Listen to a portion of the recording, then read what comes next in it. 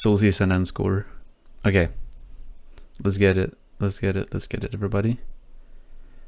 Oh, that actually looks mad.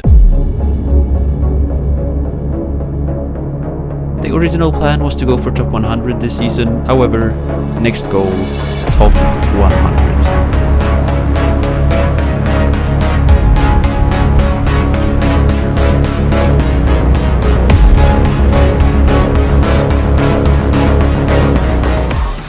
This season was for me something else. The journey from Grand 1 to Champion 3 was one thing, but the grind for the top 100 spot was another. Throughout the season, I was always quite ahead on the leaderboard, and my position remained slightly below the top 10 spot for the most part. But despite this, the last stretch was still tough. Anyways, here is one of the last games that I played during this season.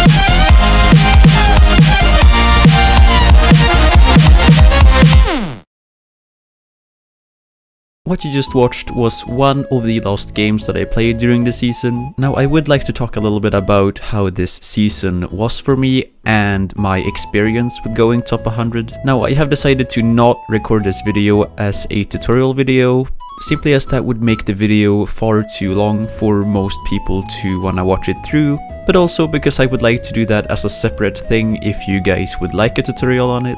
If you would, be sure to let me know in the comments down below.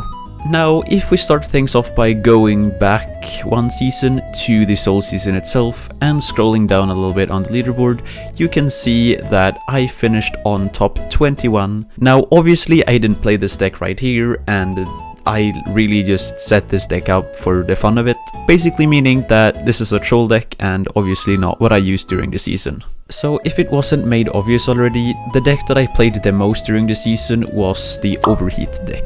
Personally, I think that Overheat was one of the strongest decks that you could play during the season, not only because it counters things such as IX and Hypersyn, but also because it generally just lasts for very long, and it can also easily defeat the higher waves bosses. Now, Overheat gets really tiring to play, and you get really bored of it eventually. This is something that I realized already halfway through the season, but as I didn't really learn any other meta deck, I decided to just stick with it and not make any changes. Staying high up on the leaderboard in order to secure my position and actually making it to top 100 was really stressful, as you guys probably could imagine. Some days I made really great progress, while other days had 5 times lose streaks, simply because my opponents were playing counter decks or I had really bad RNG just in general. There isn't always things you can do about it, and it's important to remember that you cannot win every single game. No matter how good at the game you are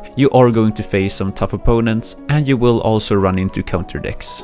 Now, in order to get trophies as fast as possible, I was using the burning mode a lot, and I was also using the daily boost tickets every single day. I didn't always use up all the 10 of them, but every single game that I played, no matter the opponent's class, I always used a ticket. Soul Season and score. Okay, let's get it, everybody. Oh, that actually looks mad. Yeah, let's go forward. Yeah, we of course also claimed the normal Soul Season Pass reward, so there is that as well. Of course cool as well, but not as cool. Let's go ahead and check our emblems right now. And there it is. Oh my god, that's actually so cool.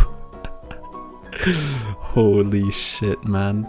Rank 100 at the end of Soul Season. We did that, everybody. We did that. The stats that I had last season was kinda something that I found a little bit funny, and is also one of the reasons to why I decided to queue as much as I did queue, even towards the ending. When I finished off the season, I had 222 wins, 100 defeats, and my win rate was sitting at 69, as well as the trophy count being 3,223. This has absolutely nothing to do with me getting top 100, but I just thought it would be funny to end off the season with getting some funny numbers or whatever. I don't have too much else to say about my experience with all this that wouldn't already be quite obvious, but if you have any questions regarding top 100 or anything such as that, feel very free to leave a comment down below and ask me. As I've now made it here myself after a really long time of playing, I can very much say that this is something that anybody could do. Not only people with high dice classes can make it to top 100, I think that is something that a lot of people get wrong, but literally anybody could make it. Obviously higher dice classes makes it a lot easier, and it can also make the experience more satisfying, but it's not something that you necessarily need. I would say that the knowledge and the amount of time that you put into it and the practice that you make is the most important part. Anyways, thank you guys so much for watching today's video. I really hope you guys enjoyed, and I'll hopefully see you guys in the next one. Take care, stay safe, and later.